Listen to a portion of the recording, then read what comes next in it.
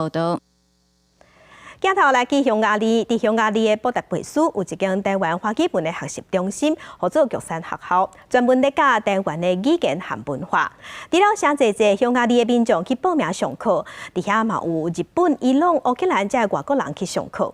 那中国伫世界顶悬各国，伊嘛有设一寡孔子学院。咱台湾的国际语言教学要安怎甲中国做出区别？中心是表示讲，自由的台湾，咱赢伫人情味。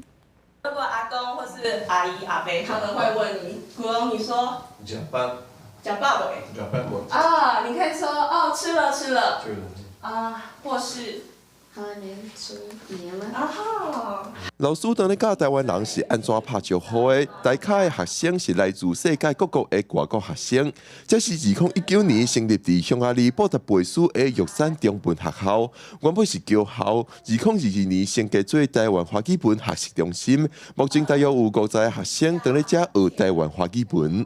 也有学生他是先学国画跟书法，对那个传统文化有兴趣，然后才开始学中文。主要是在生活绘画上，所以我们的设定是说，希望他能够透过几期的学习，然后能够直接就能够把他学的语言应用在生活里面。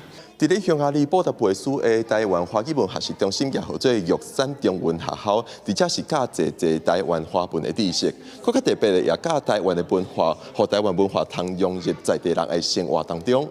咱台湾有台湾华语文学习中心，中国也有性质相像的孔子学院。